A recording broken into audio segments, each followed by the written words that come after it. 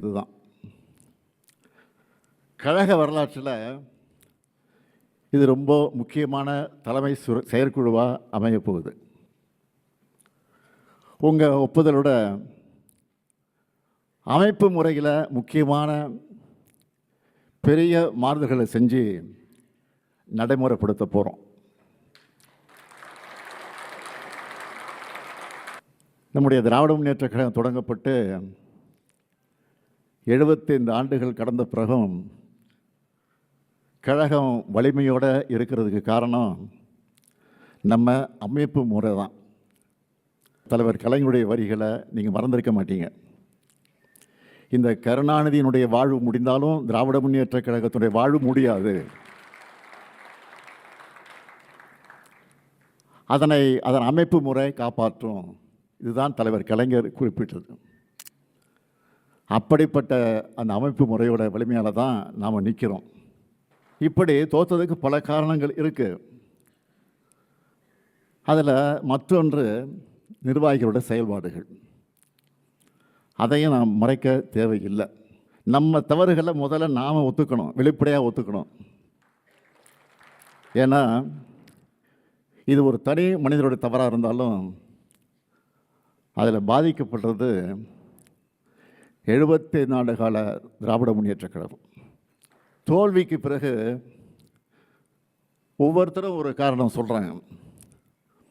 ஒவ்வொரு தொகுதியாக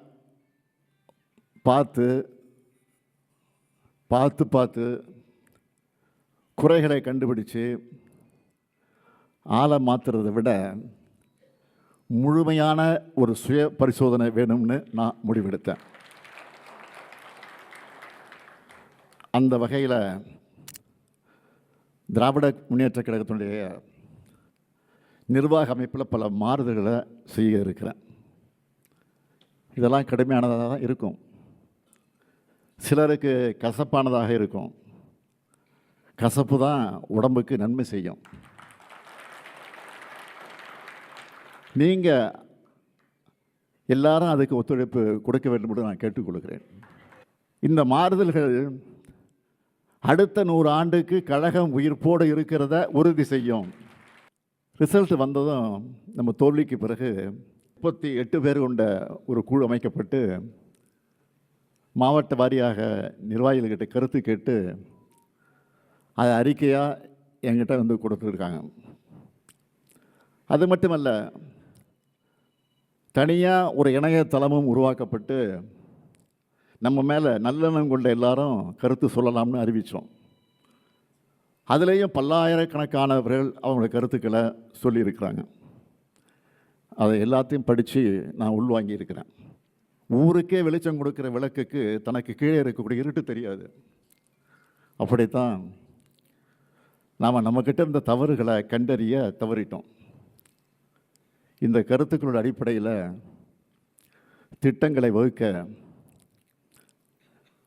நம்முடைய தங்கம் தென்னரசு அவர்கள் தலைமையில் மறு சீரமைப்பு குழு அமைச்சோம். அந்த குழு அறிவாலயத்தில் பல நாள் கூடி ஒவ்வொரு பிரச்சனையாக ஆய்வு செஞ்சு அவங்களுடைய இடைக்கால அறிக்கையை என்கிட்ட கொடுத்தாங்க. முக்கியமான தலைமை கழக நிர்வாகிகளுடைய கலந்து ஆலோசித்து அதைத்தான் இப்போ தீர்மானமாக வழங்க இருக்கிறோம். இளைஞர்கள் பெண்கள் நம்பிக்கையை மீண்டும் நமக்கு பெற்றுத்தர மாதிரி நம்ம நடவடிக்கைகள் அமைக்கணும். இனி வரும் நிர்வாகிகளுக்கு அந்தந்த பொறுப்புகளுக்கு ஏற்ப வயது வரம்பையும் பதவி காலத்தையும் அறிமுகப்படுத்த போகிறோம். புதுமுகங்களுக்கு அதிகமான எண்ணிக்கையிலே பொறுப்புகளை வழங்க போகிறோம். புதிய உறுப்பினர் சேர்க்கையை தொடங்கணும்.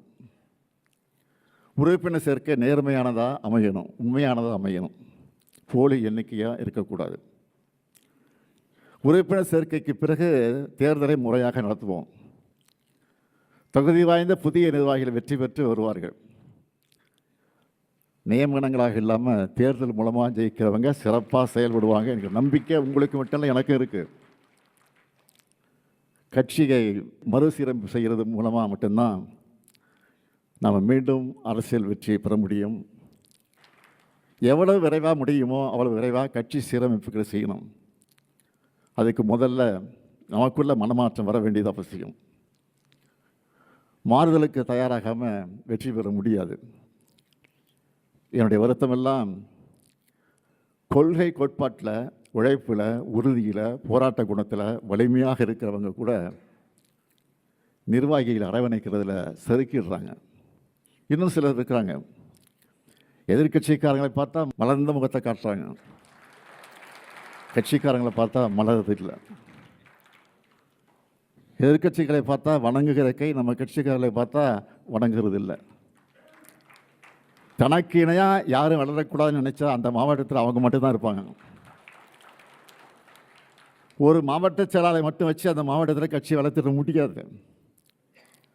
ஒரு எம்எல்ஏ மட்டும் வலிமையாக இருந்தால் அந்த தொகுதியில் ஜெயிச்சிட முடியாது. ஒவ்வொரு தொண்டனும் ஒரு நிர்வாகியாக செயல்படும் போது தான் இயக்கம் வளரும், இயக்கம் வாழும்.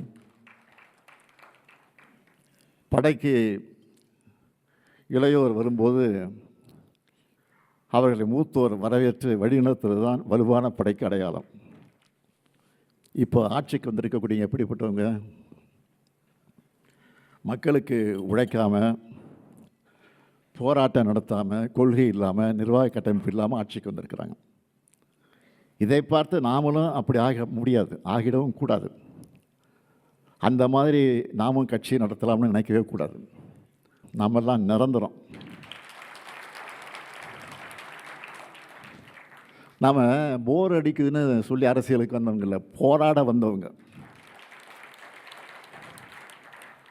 வெற்றி தோல்வியில் நம்ம இயக்கத்தோட வாழ்க்கையே அடங்கி இருக்க போகிறதில்லை. ஒரு தேர்தலை தோற்றா அடுத்த தேர்தல் வரும் வரை தூங்கி வடிகிறது தான் மற்ற கட்சியுடைய வழக்கம். எதிர்கட்சியாக இருந்தாலும் சுணங்கிடாமல் மக்கள் நலனுக்காக சிறப்பாக செயல்படுற கட்சி திராவிட முன்னேற்ற கழகம் என்பதை நம்ம எதிரிகளே சொல்லுவாங்க. கம் பேக் கொடுக்கறதுல நாம் தான் ஸ்பெஷலிஸ்ட், சிறப்பாக கொடுப்போம். போன முறை ஜெயித்த பிறகு வாக்களிக்காதவங்களுக்கு சேர்த்து ஆட்சி, நல்லாட்சி கொடுப்போம்னு சொன்னோம். அதை செஞ்சு காட்டணும். இப்போ தேர்தல் தோற்ற பிறகு நான் சொல்கிறேன், நமக்கு வாக்களிக்காத மக்களுக்கு சேர்த்து தான் போராட போகிறோம். அவங்களுடைய நலனுக்காகத்தான் துணை நிற்க போகிறோம். நம்ம கட்சிக்காரங்க முதல்ல அவங்க வீட்டில் அரசியல் பேசணும். உங்கள் பசங்க கிட்ட, உங்கள் உறவினர்கிட்ட முதல்ல பிரச்சாரம் பண்ணுங்க. வெளியில் பிரச்சாரத்துக்கு போய் வாங்குகிற வாக்குகளுக்கு முன்னாடி முதல்ல வீட்டில் இருக்கக்கூடிய வாக்குகளை, சொந்தக்காரங்க வாக்குகளை, அக்கம் பக்கத்தில் இருக்கக்கூடிய வாக்குகளை முழுசாக வாங்கணும். இப்போ இருக்கிற முதல்வர் நம்ம கொண்டு வந்த எல்லா திட்டங்களுக்கும் பேர் மாற்றுறதுல பிஸியாக இருக்கார். சட்டப்பேரவையை சினிமா செட்டு நினச்சி பஞ்ச் டைலாக் பேசுகிறாரு. நம்மை பொறுத்த வரைக்கும் வெற்றியோ தோல்வியோ மக்களின் அன்றாட வாழ்க்கையோட பிணைஞ்சிருக்கக்கூடியவங்க நாங்கள். இனமும் மொழியும் நாடும் இருக்கிறவரை கருப்பு சிவப்பு கொடி பறக்கணும் என்கிற நினைப்போடு உழைக்கணும். அப்படி உழைக்க தேவையான உடன்பிறப்புகளை கழகத்தில் அதிகம் சேர்க்கணும். புதிய புதிய நிர்வாகிகள் வரணும். எல்லோரும் சேர்ந்து உழைப்போம். பேரறிஞர் அண்ணா உருவாக்கின இயக்கத்தை, நம்முடைய தமிழக தலைவர் கலைஞர் வளர்த்த இந்த இயக்கத்தை இன்னும் வலிமை கொண்டதாக வளர்த்தெடுப்போம்.